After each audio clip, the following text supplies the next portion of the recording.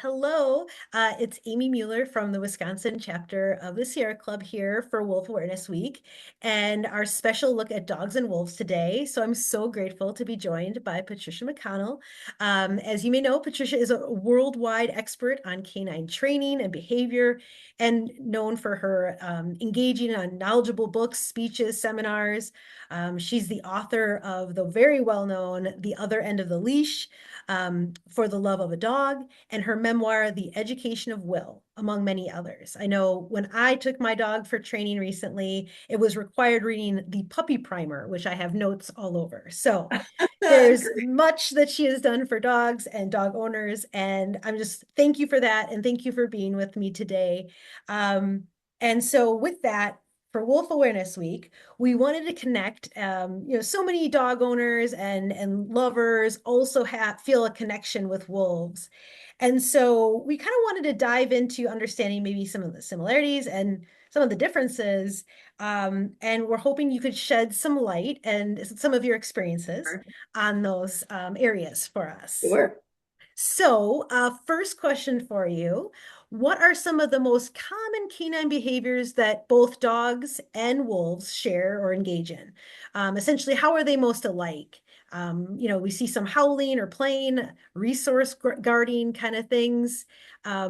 What have you seen, and where's most of the similarities that you've encountered? Yeah, it's a great question. If you look at the big picture, the ethology, the natural behavior of wolves, and how that would relate to dogs is the thing that comes up the most if you study mammals in general is, first of all, how social wolves and dogs are both. I mean, they are an incredibly social species, r- uncommonly so in the world of mammals, and they are also so dogs and wolves have that, and it's both of them. Dogs have not lost it. As a matter of fact, it's been enhanced in dogs, and without that connection, we would have such a different relationship. And part of that is because of that relationship is because of another thing we share, which is that we are so playful, even as adults. We Mhm. love to play. And that's not all that common in mammals. I mean, cats still love to play. You Mhm. know, you see it more in predators there's some suggestions about play being a way of sort of keeping your physiology attuned Okay. to be quick and fast and react in fast ways. But I mean, I mean, if you look at how obsessed humans are with balls, look at the amount of time and money that is spent on footballs, baseballs, it's It's astounding. true. But canids are the same way. I will never forget, we live out in the country. We have a little farm west of Madison, and I will never forget watching juvenile foxes play with a tennis ball that I had left in the yard. Play and play and play and play.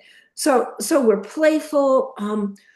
Uh, Dogs and wolves are very, very playful. And that's a huge part of why I think we have such a strong relationship. We can talk about more about the details of that. But dogs and wolves are, that's never been lost from the evolution of wolves to dogs. That's still there.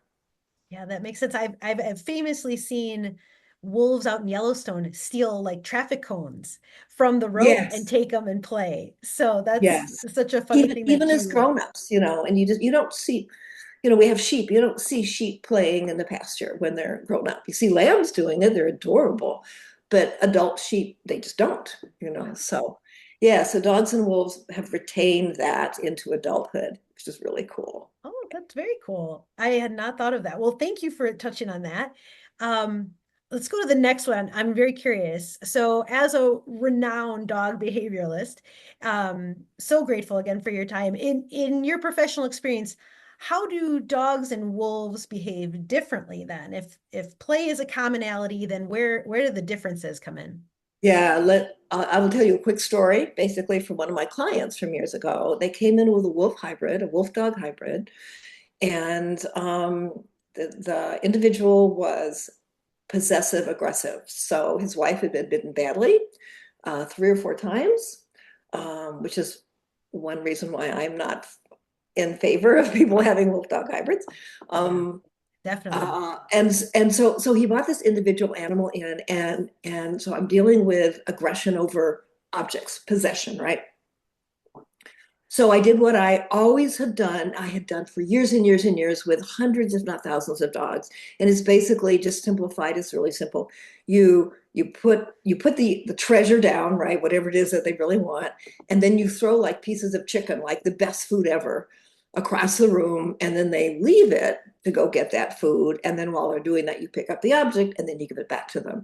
And you do it repeatedly. And what they learn is like, oh, if I let her pick up my treasure, something better happens. I get something even better. Yep. So they become conditioned to accept that. So I did that with this wolf dog hybrid, tossed the treats. He left the object, it was a sock, was in the middle of the room, went to get the treats. And while he was doing that, I went to pick up the sock and he whipped around, ran right at me, looked me straight in the eyes with these beautiful yellow eyes, and bit my hand really hard.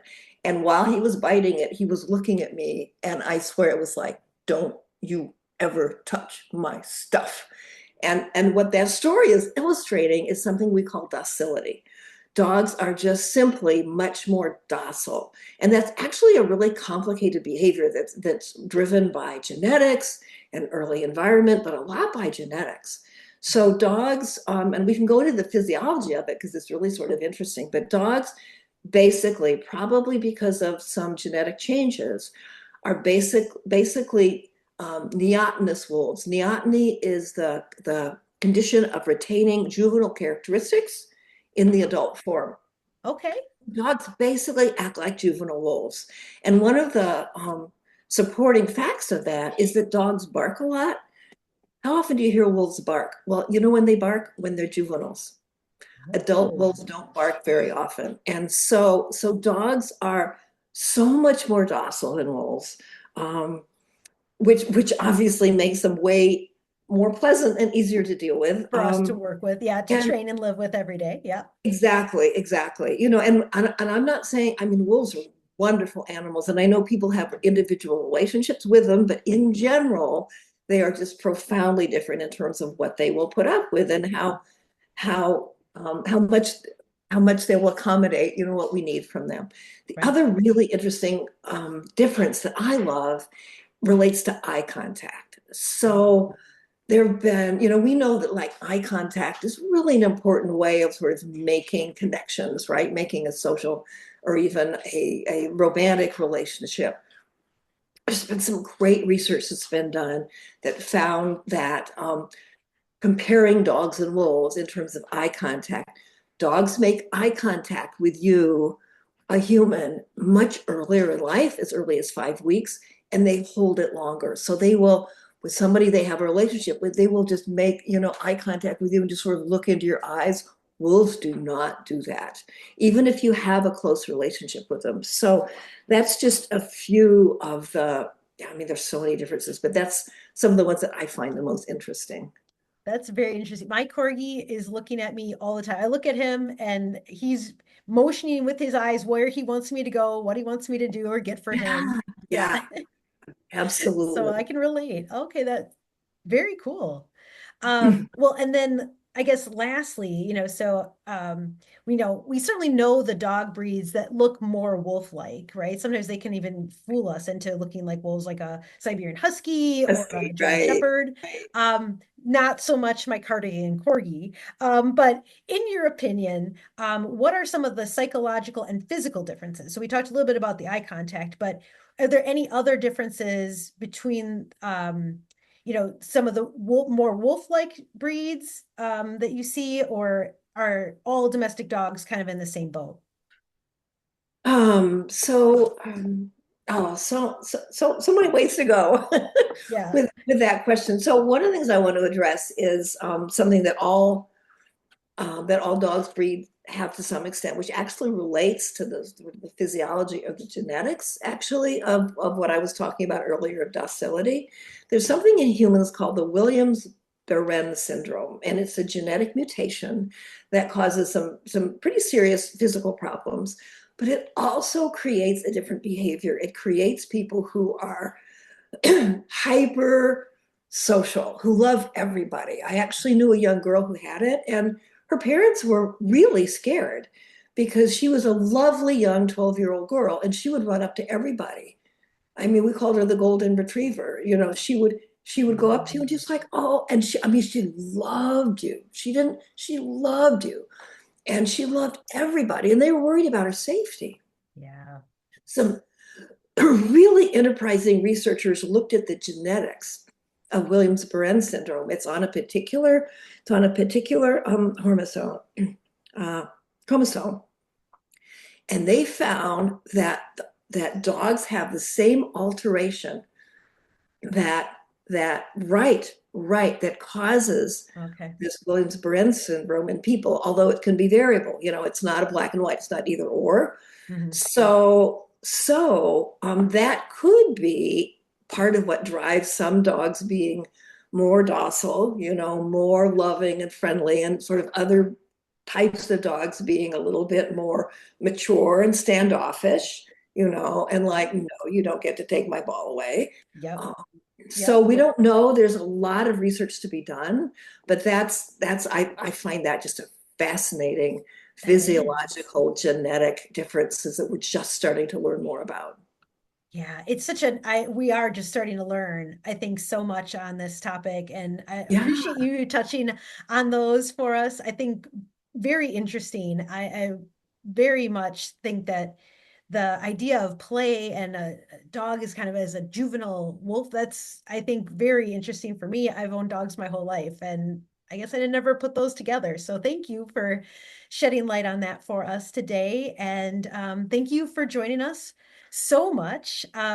Before I wrap up, is there anything else you'd like to touch on dogs and wolves? yes, thank you. Thank you. It is the work you are doing is so important. It is, of course, there are conflicts we need to manage very, very thoughtfully and carefully and humanely. But the fact of the matter is, wolves belong in this state. We need them here. And they add so much to what we love about the state. So thanks to the Sierra Club, thanks to all of you for doing this work. I think it's really important. So Oh, here, keep it oh, up. thank you so much. Well, thank you so much for your time. I really appreciate it. Looking forward to your next book coming out. We'll be sure to link to all of those things so everyone can follow your blog, which is so fun, and follow your socials as I do. So thank you again. And with that, we'll say goodbye. So thank you. Thank you so much, Amy. Bye bye.